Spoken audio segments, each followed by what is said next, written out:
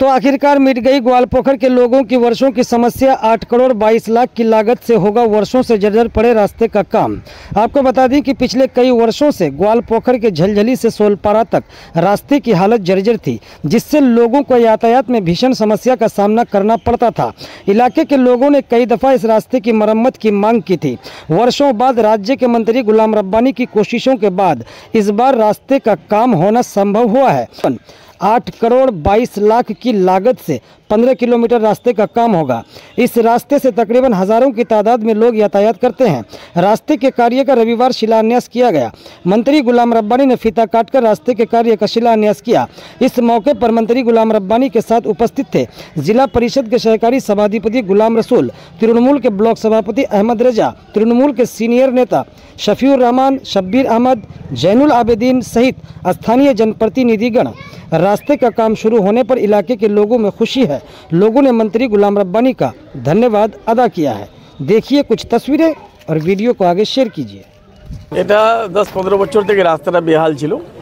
আমি যখনই আসতাম লোকগুলো বলতো আমাকে যে এই রাস্তার ম্যাক্সিমাম প্রয়োজন আছে। সবাই অ্যাপ্লিকেশন জমা করেছিল আর দিদিকে বলো প্রোগ্রামও ওরা দিদিকে ডেকে কয়েকবার ফোন করেছে।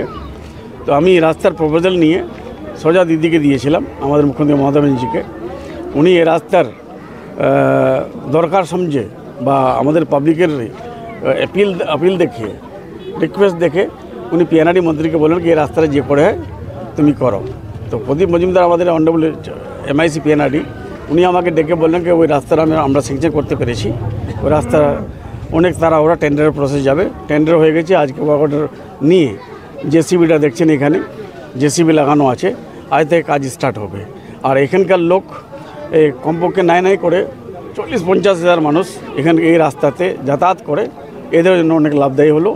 এদের রিকোয়েস্টটা আমাদের মুখ্যমন্ত্রী honourable chief minister Mamata Banerjee শুনেছে, যার জন্য আমি ওনাকে ধন্যবাদ দিচ্ছি। এখানকার লোককে আমি ধন্যবাদ, যারা বলেছিল আমাকে। আর এই কাজটা করতে আমি অনেক আনন্দ ফিল করছি।